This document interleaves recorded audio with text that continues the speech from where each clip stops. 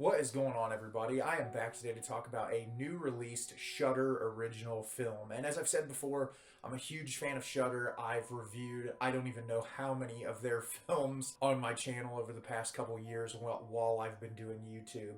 And they're a service that I really respect because despite the fact that I feel like they don't always put out the best movies, it just goes to show that they really do try to give these independent directors a platform to be able to put their material out there. And I found some of my favorite films of all time because of Shudder. And this year has been kind of a miss for Shudder. I feel like most of the originals I've watched haven't been all that great. I did watch the film Influencer recently, which I really enjoyed. I thought it was really well put together, really well acted, but I heard a lot of good things about the movie I'm going to be talking about today and was really looking forward to watching it. And the movie I'm going to be discussing is Brooklyn 45. Brooklyn 45 is directed by Ted Geoghegan. On a freezing evening in December 1945, five military veterans gather together in the ornate parlor of a Brooklyn brownstone. Best friends since childhood, they have reunited to support their troubled host. But when his invitation for cocktails turns into an impromptu séance, the metaphoric ghosts of their past become all too literal. So I didn't know anything about this movie when I went into it, other than when I went on Letterboxd, I looked up the director, who I probably butchered their last name really badly, and I saw that they were the director of a film called We Are Still Here, which was a movie I really loved. It was a very small scale ghost story that had really great performances. I loved the practical effects of the ghosts that were in the movie, and I really liked everything about it. And so knowing that he had created that film, I was really excited to get in to watch this movie. And I think this movie is really well made, but it is a disappointment. And it's one of those films that I really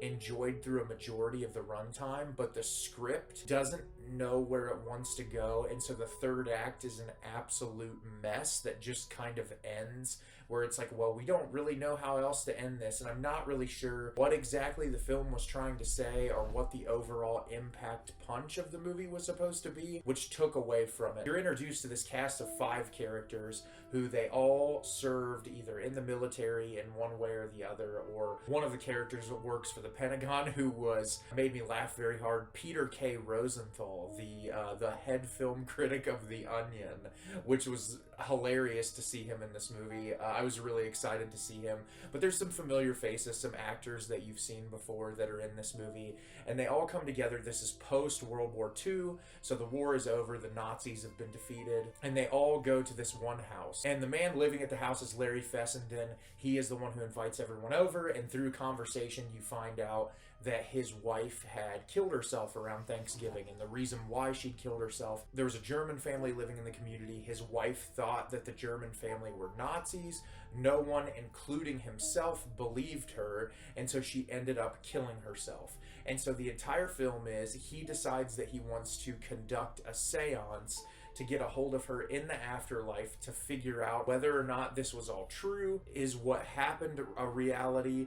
Was she just crazy? And the film goes on from there. So this is obviously like a bottle film. Almost the entire movie takes place in one room, and so a lot of this film is going to have to weigh on the performances. And I would say for about half the film, the performances are really good. The problem is a lot of the dialogue is incredibly repetitive to a point where it's like, okay, I get the point. Every single second we're having the same conversation over and over and over again, which kind of pulls away from the tension of the film. If you're just saying the same things over and over again, I need more from the actors, I need more from the script to stay invested. And I did like when they jumped into the seance. There's some creepy imagery in there. The fact that they're trapped in this one room is always a scary concept if it's executed well. I feel like they could have done a little bit more with the atmosphere and making like lights flicker and things being a little bit more unsettling. The room is really well lit, and there's not a whole lot done throughout the movie other than some candles lighting up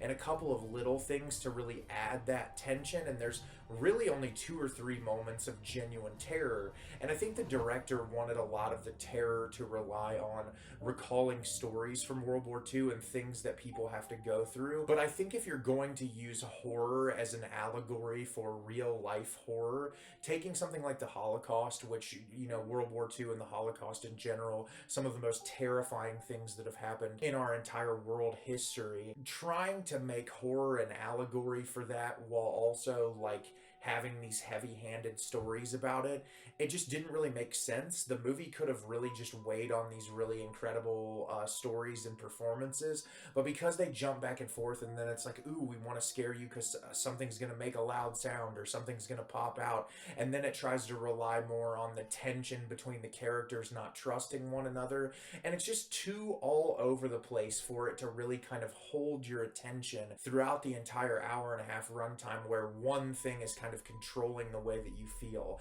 Jumping through all of these different motivations to try to get you to feel one way or another makes it feel really disjointed and kind of takes away from that overall impact, which is upsetting because I think you can do some really interesting things, especially when it comes to something as horrifying and terrible as the Holocaust. You could really do something interesting with a horror film around that era.